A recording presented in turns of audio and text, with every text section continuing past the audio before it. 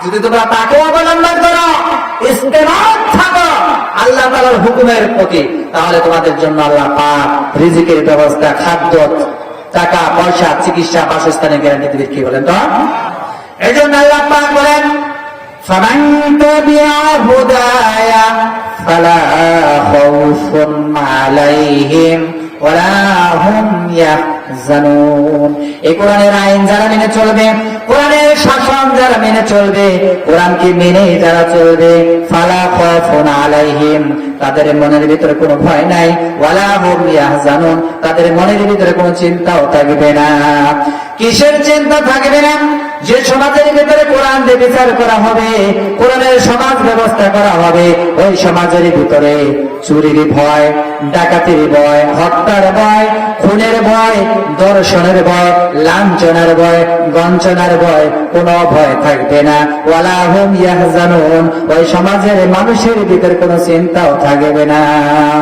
কিসের চিন্তা থাকবে না? যে সমাজের ভিতরে কোরআনের আইন চালু হয়ে যাবে, ওই সমাজের ভিতরে খাদ্য, টাকা পয়সা, চিকিৎসা, বাসস্থানের গ্যারান্টি ইসলামী সরকার দিবে। যখন সুবহানাল্লাহ, যখন আলহামদুলিল্লাহ।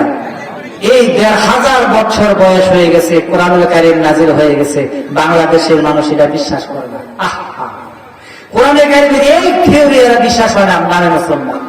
আপনার ভোটার লিস্টে মুসলমান নাম থাকতে পারে, পরিচয় পত্রের ভিতরে মুসলমান নাম থাকতে পারে, কিন্তু যদি কোরআনুল কারীমের থিওরি যদি আপনি বিশ্বাস না করেন, আল্লাহর কসম করে বলছি আপনি মুসলমান নন।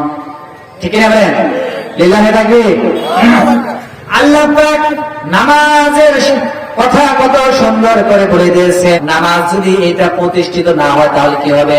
কিয়ামতের দিন নামাজ যারা পড়ে নাই তাদের অবস্থা এই হবে। তারাই বলবে, দেখেন আমি বলছি না, কিন্তু নামাজের এই বলবে, যারা বেনামাজি তারাই বলতে থাকবে। কোরআনুল কারীমের ভিতরে আল্লাহ পাক বলে দিয়েছেন, বসে সমাজে ভাই, যুবক ভাইয়েরা বসো, তোমাদের ওয়াজিব বলেন ইনশাআল্লাহ।